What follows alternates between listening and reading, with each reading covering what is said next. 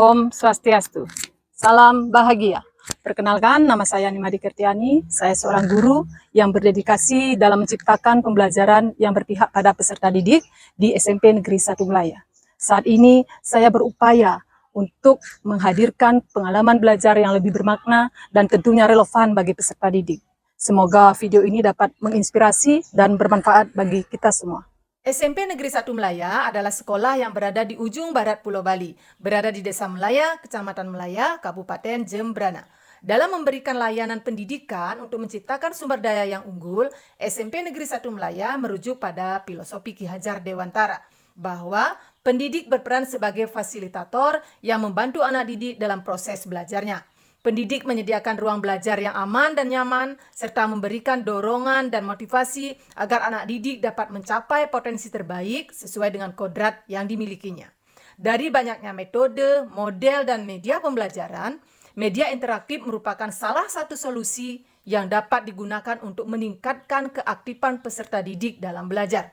Dengan menggunakan media interaktif, peserta didik tidak hanya menjadi penerima informasi begitu saja, tetapi peserta didik juga terlibat aktif dalam proses belajar. Situasi yang saya alami dalam pembelajaran pendidikan Pancasila di SMP Negeri 1 Melaya, yaitu peserta didik kurang termotivasi dalam belajar. Dan dari materi yang disampaikan, masih banyak peserta didik yang kurang memahaminya. Saya melihat tidak semua peserta didik aktif dalam kegiatan belajar. Ada yang serius menyimak, ada yang mengikuti dengan pasif, dan juga ada yang tidak peduli dengan apa yang saya sampaikan. Konsep-konsep hafalan dalam pembelajaran pendidikan Pancasila membuat kurangnya minat peserta didik dalam belajar. Berdasarkan asesmen awal yang saya lakukan pada kelas 9 di SMP Negeri 1 Melaya, bahwa peserta didik lebih banyak yang menyukai pembelajaran dengan media interaktif. Salah satunya berupa tayangan video pendek yang disisipkan dengan game dan ice breaking yang menarik, dengan metode yang tepat dalam pembelajaran, yang melibatkan keaktifan seluruh peserta didik dalam menemukan dan memecahkan masalah pada materi pembelajaran. Sebagai seorang guru, saya menginginkan peserta didik saya selalu aktif dalam pembelajaran saya.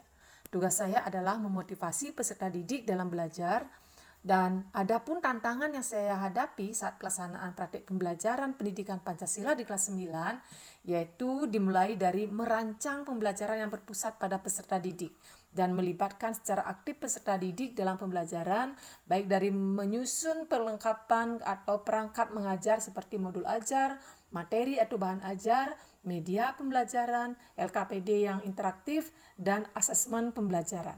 Dengan melihat kemajuan teknologi yang semakin berkembang saat ini, tidak bisa kita hindarkan. Dan sebagai pendidik kita harus menyadari bahwa guru bukan satu-satunya sumber pengetahuan yang menjadi referensi peserta didik. Banyak sekali sumber pengetahuan lain yang dapat digali oleh peserta didik yang sesuai dengan bakat dan minat yang ada pada dirinya. Mengefektifkan waktu pembelajaran agar materi dapat tersampaikan dan dipahami dengan baik oleh peserta didik. Dan juga penggunaan media interaktif atau alat peraga pembelajaran yang inovatif, tepat dan menarik perhatian dan berpusat pada peserta didik. Juga menumbuhkan kepercayaan diri peserta didik agar peserta didik dapat aktif dalam proses pembelajaran. Apa yang anak-anak tahu tentang hak dan kewajiban? Hak berarti sesuatu yang benar atas sesuatu atau untuk menuntut sesuatu, derajat atau martabat, dan Kewajibannya apa? mengumpulkan tugas dengan baik, itu keseimbangan. Ya, secara seimbang di berbagai bidang kehidupan. Apa tadi ya? Berbagai bidang kehidupan itu yang empat tadi itu maksudnya keluarga, sekolah, masyarakat, bangsa, dan negara. Ya. Artinya ada sebuah toleransi nantinya, ya. Saling menghargai, saling menghormati, sing merampok, ya. Itu juga. Dari hari ke hari, bulan ke bulan, tahun ke tahun. Tahun ada 12 bagi 2. Berarti ada berapa?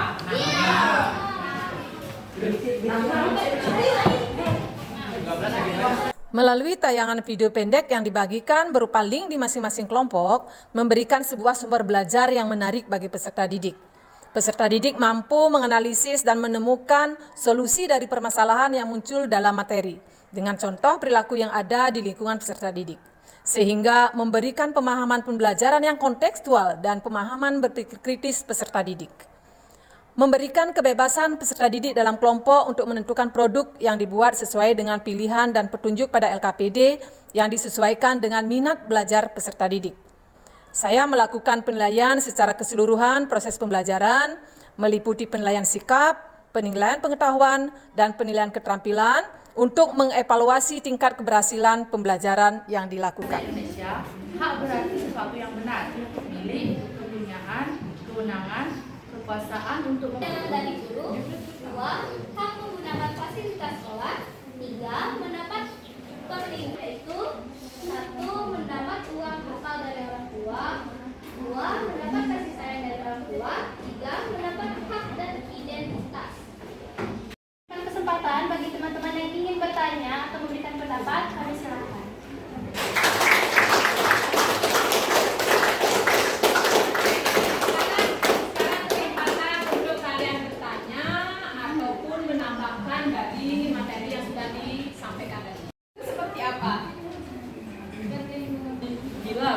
Terjadinya suatu kejahatan seperti kriminal, seperti adanya Kita hari ini bahwa hak dan kewajiban harus dilakukan beriringan. Hak dan kewajiban tidak dapat dipisahkan dalam kehidupan kita sebagai warga negara. Kedua, dalam mewujudkan tegaknya hak dan kewajiban dalam kehidupan sehari-hari,